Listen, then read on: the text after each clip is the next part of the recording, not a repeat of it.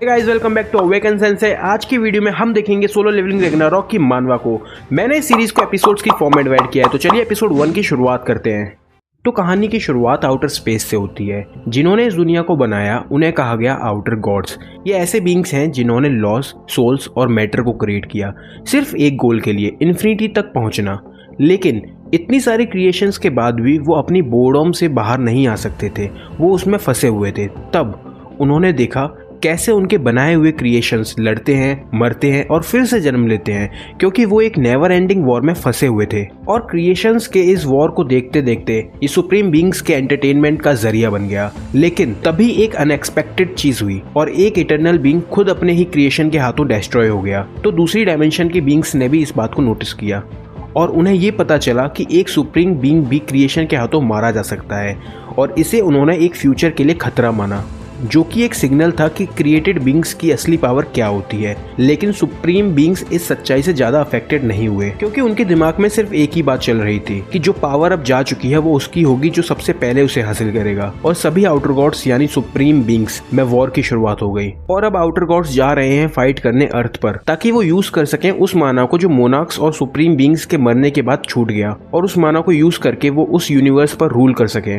तो अब कहानी का फोकस बदलता है सूहो की तरफ, एक यंग बॉय और सन जिन्हू का बेटा, जो बड़े एक्साइटमेंट के साथ सबको बताता है कि उसका selection national institute of arts में हो गया है। लेकिन उसके फ्रेंड्स की आंखें फट गईं जब उन्होंने सुना कि सूहो, हाँ सूहो, उसका सिलेक्शन हो गया। वो रियली बिलीव ही नहीं कर पा रहे थे, और उनमें से एक तो रो पड़ा और बोला काश मैंने एग्जाम दोबारा दिया होता। सूहो बस मुस्कुरा दिया। उसे लगा जैसे उसका पर्सनल हेल खत्म हो गया हो। पर उसकी खुशी ज्यादा देर तक नहीं टिकी जब उसके पीछे से कोई बोला, कांग्रेट्स सूहो, तुम सच में आर्ट्स स्कूल चले गए। सूहो ने देखा और सोचा, ओ नो, ली ये फिर से आ गया। ली ने बोला, मुझे तो लगा तुम टैलेंटेड नहीं हो, और पूछने लगा, तुम्हारे अंदर ड्राइंग का टैलेंट कब से आ गया। तभी सूहो बोलता है, हे किम संगचुल, तुम दोबारा शुरू हो गए। ये सुनकर ली चिढ़ जाता है और कहता है, मेरा नाम किम नहीं ली है।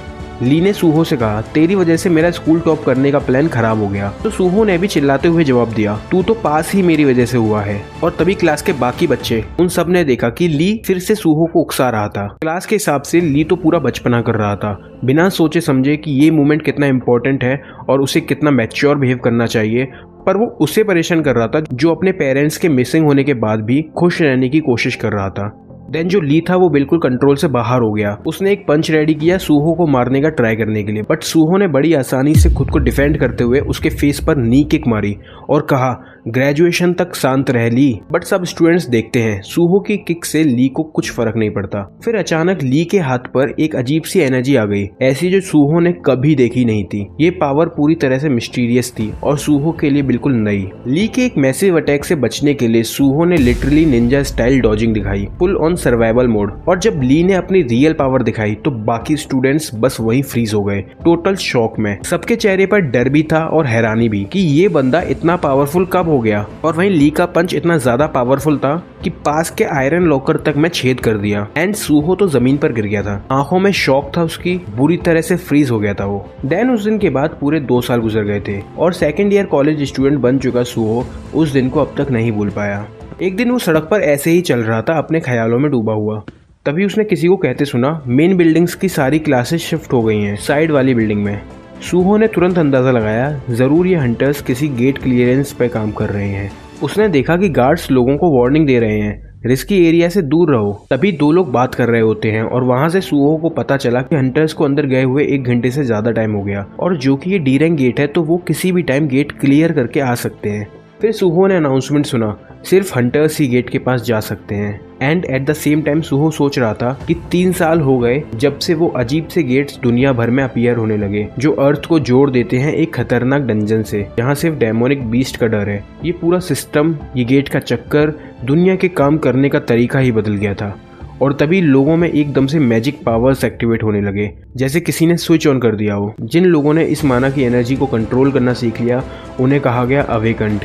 इस पूरे कियोस्क के बीच एक बंदा था, वू जिंगचुल, जो एक अवेकंड था। उसने बना दिया हंटर एसोसिएशन, एक organisation for managing awakened person, और दुनिया के लोगों को 2 पार्ट्स में डिवाइड कर दिया, एक साइड अवेकंड लोग और दूसरी साइड ऑर्डिनरी लोग। अब सूहो अपनी क्लास में था और वो आंट्स की पेंटिंग करते हुए सोचता है, कुछ लोगों को अपनी पावर्स एक्टिवेट करने के लिए आंट्स की तरह मेहनत करनी पड़ती है और कुछ लोग लकी होते हैं जो बिना कुछ किए उनको पावर मिल जाती है, जैसे किस्मत ने गिफ्ट दिया हो। और ऐसी सिचुएशन में नॉन अवेकेंड को उसकी लिमिट्स का पता चल जाता है कि वो कितनी भी मेहनत करें पर वो एक ई रैंक अवेकेंड और नॉन अवेकेंड का बीच का डिफरेंस भी क्रॉस नहीं कर सकते। पर ये हंटर्स ही थे जो गेट्स को क्लोज कर सकते थे, लोगों की जान बचा सकते थे। सूहो दिल से थैंकफुल था इन हंटर्स का, उन्होंने उसके जैसे लोगों को सेफ रखा, डेंजर से बचाया। लेकिन सूहो के अंदर कहीं एक चिंता भी थी, हम सब इन पर डिपेंड हो गए हैं, ये भी सही नहीं है। उसको उसके पास्ट की मेमोरीज याद आने लगी जहां वो कॉन्फिडेंट पावरफुल फील करता था। ये सब तब स्टार्ट हुआ था जब सूहो ने कुछ इंपॉर्टेंट चीज खो दी थी और उसके बाद से वो खुद को वीक महसूस करने लगा। उसे याद आई अपनी माँ की बातें जहाँ उसकी माँ उसे कह रही हैं तुम बिल्कुल अपने डैड जैसे हो, और वो सोचता है कि अगर मेरी जगह मेरे डैड होते तो वो क्या करते। तभी सूहो का सीनियर उसको पीछे से आवाज लगाता है एंड देन वो उसके पास आया और उसकी कंसंट्रेशन की तारीफ करी और पूछा क्या ड्रॉ कर रहे हो। सूहो ने कहा मैं बस वही ड्रॉ कर रहा हूँ जो मुझे फील होता जा रहा है। उसका टीचर कहता है ये आंट्स की ड्राइंग है, काफी क्रिएटिव ड्राइंग है आंट्स की। लेकिन जब ध्यान से देखा तो वो नॉर्मल आंट नहीं थी, वो एक ह्यूमनॉइड आंट थी, एक मॉन्स्टर जैसा क्रिएचर। और फाइनली हमारा सूहो जो हमेशा इग्नोर्ड होता था उसको मिल गया थोड़ा प्यार, थोड़ा एप्रिशिएशन, वेल डिजर्व्ड। पर सूहो सोचता है आखिर मैंने ये क्यों बना दिया। अभी जो लोग डंजन के एंट्रेंस की सिक्योरिटी हैंडल कर रहे थे उन्होंने देखा हंटर्स गेट से बाहर आ रहे। लोग एंट्रेंस के पास जमा हो गए, माहौल काफी चिल्ड आउट था, लग रहा था ऑपरेशन सक्सेसफुल रहा होगा और वाइब भी ऐसी ही थी जैसे जीत कर आए हों।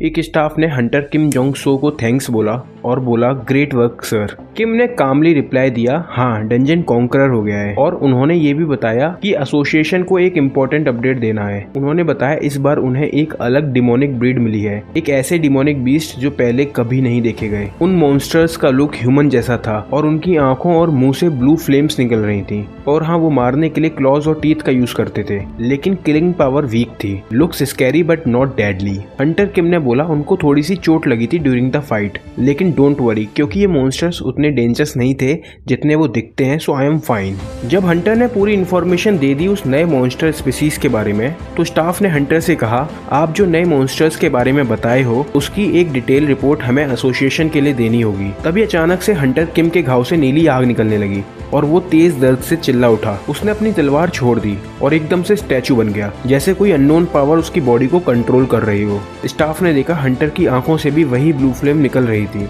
लेकिन हंटर कुछ रिएक्ट ही नहीं कर पा रहा था, जैसे उसका दिमाग उसका नहीं रहा। स्टाफ कुछ बोल पाता उससे पहले ही हंटर ने पलट के उस पर अटैक कर दिया और उस स्टाफ को बहुत बेरहमी से मारा। बाकी हंटर्स शॉक में थे कि उनके लीडर ने एक इनोसेंट बंदे पर अटैक कर डाला और मार डाला। तब उन्हें समझ आया डंजन में जो ब्लू फ्लेम थी वो कोई नॉर्मल चीज नहीं थी, कुछ तो बहुत गलत था। उन्हें डर लगने लगा अगर हम इसके पास गए तो कहीं हम भी इन्फेक्ट ना हो जाएं। वहाँ खड़े सब लोग पैनिक में आ गए और तुरंत गेट से पीछे हटकर भागने लगे। इसी दौरान एक जोर का शोर क्लास के बाहर हुआ और स्टूडेंट्स का ध्यान उधर चला गया। तभी स्टूडेंट्स विंडो के पास दौड़ गए देखने के लिए कि व्हाट इज हैपनिंग आउटसाइड। सूहो ने भी अपना सर उठाया और बाहर के अजीबोगरीब सीन को समझने की कोशिश की। स्टूडेंट्स कंफ्यूज हो गए, लोग एक दूसरे से लड़ क्यों रहे हैं और उनके आसपास वही ब्लू फ्लेम थी जो देखकर लग रहा था लोग उससे पागल हो रहे हैं। और तब स्टूडेंट्स ने देखा उन लोगों की आंखों से ब्लू लाइट निकल रही है, मतलब वो अब मॉन्स्टर्स बन चुके हैं। उन्होंने अंदाजा लगाया शायद डंजन ब्रेक हुआ होगा, तभी मॉन्स्टर्स बाहर आ रहे। बाहर का सीन पूरा का पूरा क्योस बन चुका था। कुछ लोगों ने कहा हमको किसी सेफ जगह छुप जाना चाहिए, ब्लू फ्लेम्स वाले लोगों से दूर रहने में ही भलाई है। और कुछ लोगों ने सोचा चिल मारते हैं, हंटर्स आएंगे और सब संभाल लेंगे। तब एक कॉन्फिडेंट स्टूडेंट सीधा बोला सीनियर लिम से सर आप तो अवेकन्ड हैं, कुछ करिए। लिम ने बोला I am only E rank Hunter, मैं कुछ नहीं कर सकता। सूहो ने देखा एक हंटर नीली आग से घिरा हुआ है और वो सीधा उनकी तरफ आ रहा है तेजी से। सूहो ने तुरंत चिल्लाया विंडोज से हट जाओ, सेफ जगह पे चलो सब। और नेक्स्ट मोमेंट वो मॉन्स्टर हंटर क्लास की खिड़की तोड़ के अंदर घुस आया और लोगों पे अटैक कर दिया। सूहो ने बिना सोचे पीछे मुड़ के दौड़ लगाई और सबसे चिल्लाया भागो सब भागो। दौड़ते हुए उसने देखा एक लड़की जमीन पे गिर चुकी है और वो उठ नहीं पा रही है। उस लड़की ने हेल्प मांगी प्लीज हेल्प मी, लेकिन सूहो रुक गया, कंफ्यूज हुआ और फिर भागता रहा। उसने बस इतना कहा मैं हंटर्स को लाने जा रहा हूँ, मैं वापस आऊंगा प्रॉमिस। फिर सूहो भागते हुए सोचता है कि मैंने उसको क्यों बोला कि मैं हंटर लेने जा रहा। ये तो बिल्कुल ऐसा है कि मैंने उसे मरने के लिए छोड़ दिया हो। मैं एक अनअवेकन्ड उनका कुछ नहीं कर सकता। और सूहो इस वर्ड अनअवेकन्ड से परेशान हो चुका था और कहता है डैम ये वर्ड अनअवेकन्ड फिर से। देन सूहो रियलाइज करता है कि यहाँ हंटर्स के आने का वेट नहीं कर सकते, भले ही मैं पावरलेस हूँ पर मुझे खुद ही कुछ करना होगा। देन सूहो ने आंखें बंद की और सोचा अगर डैड आप यहाँ होते तो क्या करते। वो होते तो क्या लड़की को छोड़ देते। और उसको वो सारे ड्रीम्स याद आ रहे जिसमें वो मॉन्स्टर से लड़ता था, जिसके फाइनल बॉस उसके डैड थे। सूहो ने मन में बोला, डैड आप इतने पावरफुल कैसे बने, और अपनी आईज ओपन करता है और उसने देखा वो मॉन्स्टर हंटर जो किसी एविल स्पिरिट के कंट्रोल में था सीधा उस लड़की की तरफ बढ़ रहा था। तभी सूहो वापस आया। उसने एक फायर एक्सटिंग्विशर उठाया और इन्फेक्टेड हंटर पर सीधा अटैक कर दिया। वो हंटर को रोक लेता है और लड़की को मौत के मुंह से बचा लेता है। सूहो अंदर से महसूस करता है डैड भी यही करते, वो कभी उस लड़की को अकेला नहीं छोड़ते। देन वो सोचता है कहीं मैंने अटैक कर गलती तो नहीं करी, क्योंकि मैं जानता हूँ अनअवेकन्ड के अटैक्स का कोई असर नहीं होता मॉन्स्टर्स पर। और तभी टाइम रुक जाता है और सूहो के सामने एक स्क्रीन आ जाती है। उस पर उसको एक सीक्रेट क्वेस्ट कंप्लीट होने का नोटिफिकेशन मिलता है। करेज ऑफ द वीक, यानी वीक होने पर भी उसने ब्रेवरी दिखाई। एंड देन एक और नोटिफिकेशन स्क्रीन पर आता है जहां सिस्टम ने उसे एक ऑफर दिया, क्या तुम प्लेयर बनना चाहते हो। ये डिसीजन आसान नहीं था। सूहो के दिल में हलचल मच गई। अचानक उसे याद आया ये सब तो मेरे सपने जैसा है, जहां मुझे अपने डैड से फाइट करनी पड़ी थी, और अगर ये सपने जैसा है तो उसके पास नो कहने का ऑप्शन ही नहीं था। उसने हल्का सा मुस्कुराकर हाँ कर दिया and he accept the request. और सिस्टम ने उसके डिसीजन को अप्रिशिएट किया और कहा कांग्रेचुलेशन प्लेयर सूहो, और एक रिवॉर्ड दिया उसके सक्सेसफुल असाइनमेंट कंप्लीट करने के लिए। एंड देन इन रिवॉर्ड्स एक मैजिशियन ने उसे एक पावरफुल स्पेल दिया, जिसकी वजह से अब से सूहो ना कभी बीमार पड़ेगा, ना जहर का असर होगा और ना ही किसी हार्मफुल अटैक का इफेक्ट होगा। पर सिस्टम ने एक वार्निंग भी दी, ये कोई सपना नहीं है सूहो, ये रियल है, और याद रखना तुम्हारे पास सिर्फ एक ही जिंदगी है।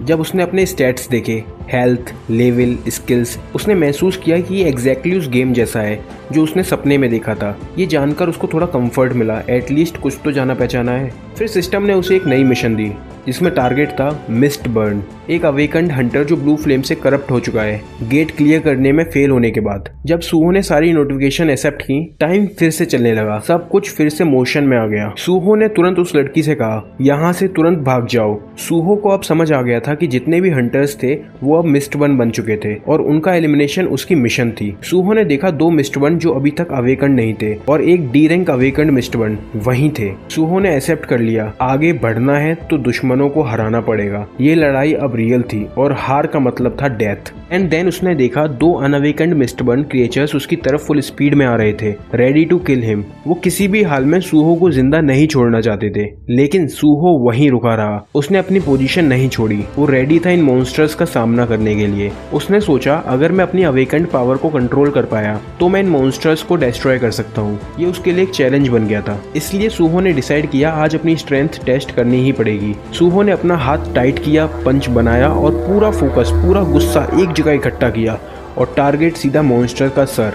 जैसे ही सूहो ने जोर से चीखा, उसका पंच मॉन्स्टर पे पड़ा। पंच इतना पावरफुल था कि सूहो ने जैसे ही मॉन्स्टर पे पंच मारा वो सीधा सीलिंग तक उड़ गया। उसका अटैक इतना पावरफुल था कि मॉन्स्टर हवा में झूल रहा था। उस पल सूहो को लगा जैसे वो अनबीटेबल हो गया हो, जैसे कोई उसे हरा नहीं सकता। तभी सेकंड अवेकन्ड मिस्ट बर्न उसकी तरफ आया और सूहो ने अपनी सारी पावर किक में लगाकर उसको किक मारी और उसकी एक पावरफुल किक से मॉन्स्टर फिनिश। तभी सिस्टम ने अनाउंस किया अनअवेकन्ड मिस्ट बर्न डिफीटेड। सूहो अपनी नई ताकत से हैरान रह गया और उसने वो ट्रेनिंग मिशन कंप्लीट कर लिया था जिसमें उसे मिस्ट बर्न को डिस्ट्रॉय करके लेवल अप करना था और वो कामयाब हो गया था। देन अब बारी थी D rank awakened mist burn की। तो सूहो अपने पावरफुल पंच से अटैक करता है उस डी रैंक मॉन्स्टर पर वो शॉक्ड रह जाता है क्योंकि उसके इस पंच से उस पर कोई इफेक्ट नहीं हुआ। एंड ये देखकर सूहो शॉक्ड हो गया, अब समझ गया कि आगे का बैटल बहुत ज़्यादा टफ होने वाला है। और सूहो टेंशन में आ गया क्योंकि जिसके साथ वो लड़ रहा था वो उसके एक्सपेक्टेशन से कहीं ज़्यादा पावरफुल निकला। और तभी वो मिस्ट बर्न काउंटर अटैक करता है जिससे सूहो को लग जाती है, जिसके बाद वो डर जाता है और सोचता है कि कहीं वो भी मिस्ट बर्न की तरह इन्फेक्टेड ना हो जाए। लेकिन तभी सिस्टम का नोटिफिकेशन आता है कि the harmful status effect has been detected and उसे ठीक कर दिया है due to the effect of longevity. तभी अचानक मॉन्स्टर ने उस पर अटैक कर दिया और सूहो जमीन पर गिर गया। वो एकदम चौंक गया क्योंकि पूरे फोर्स के साथ लड़ने के बावजूद सूहो मॉन्स्टर की ताकत को कंट्रोल नहीं कर पा रहा था। उसे समझ आ गया कि वो अभी भी एक लो रैंक वाले डिमोनिक क्रिएचर से भी कमजोर है। वो खुश था कि उसकी पावर अवेकन हो चुकी है, लेकिन कंफ्यूज था कि उसकी रैंक अभी भी इतनी लो क्यों है। सूहो मॉन्स्टर के अटैक से बचने की कोशिश कर रहा था। उसे ये नहीं पता था कि इसे कैसे मारना है, लेकिन उसने हिम्मत नहीं हारी। तभी अचानक सिस्टम ने एक और नोटिफिकेशन दिया। सूहो को स्किल और स्ट्रेंथ के लिए रिवॉर्ड्स पॉइंट मिले हैं। ये पॉइंट्स उसके लिए एक मौका था, अब वो इस जानलेवा बैटल में मॉन्स्टर को हरा सकता था। तभी सूहो ने अपनी नई स्ट्रॉन्ग एबिलिटीज का यूज करके मॉन्स्टर पर जोर से अटैक किया और अपने पैर से उसको दूर फेंक दिया। एंड देन उसने तुरंत अटैक करा मिस्ट बन पर फिर भी उसको कुछ नहीं हुआ। तब सूहो ने ये सोचा कि मेरी पावर्स लेवल अप होने के बाद भी ये स्ट्रॉन्ग है, तो उसने रिवॉर्ड्स से मिले हुए सारे पॉइंट्स को स्ट्रेंथ में कन्वर्ट कर लिया और फिर एक पावरफुल पंच के साथ सूहो ने मॉन्स्टर को रूम के दूसरे कोने तक उछाल दिया।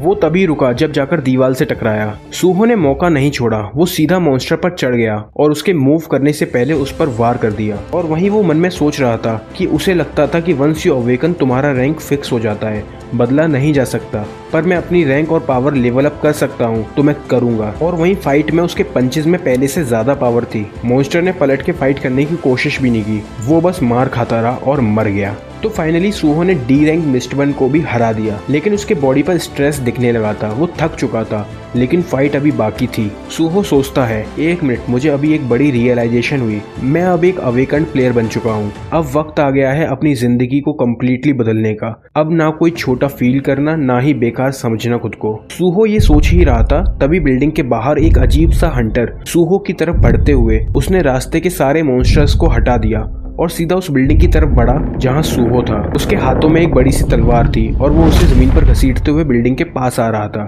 फिर अचानक से उसने एक जबरदस्त जंप मारी, हवा में बहुत स्मूथली और फास्ट मूव करते हुए। उसे अच्छे से पता था कि उसका टारगेट क्या है और उसने पूरी स्पीड और एक्यूरेसी के साथ वहां पहुंचने का प्लान बनाया। सूहो ने विंडो से झांक कर देखा कि बाहर क्या हो रहा है, लेकिन उसे क्या पता था कि वो खुद मिस्ट बन के अटैक में आ जाएगा। तभी उसे फील हुआ सामने हवा में कुछ है। वो सामने देखा और वो टोटली शॉक्ड, क्योंकि सामने एक अटैक के साथ रेडी सी रैंक मिस्ट बन था। मिस्ट बन ने अटैक करा सूहो पर और सूहो पीछे जाकर गिरा। अब सूहो को तुरंत डिसाइड करना था कि वो इसके अटैक से कैसे बचे और कोई स्मार्ट स्ट्रेटजी निकाले ताकि इसे हरा सके, वरना देर हो जाएगी। वहीं सूहो के लिए ये फाइट और भी मुश्किल थी, क्योंकि वो डी रैंक से ही मुश्किल से लड़ पाया था और ये तो सी रैंक मिस्टबर्न था। मिस्टबर्न ने बिना कुछ सोचे अपनी स्वॉर्ड से अटैक कर दिया। पूरा एरिया बैटल फील्ड बन चुका था, धुआं, डस्ट और टूटे हुए टुकड़े हर तरफ उड़ रहे थे।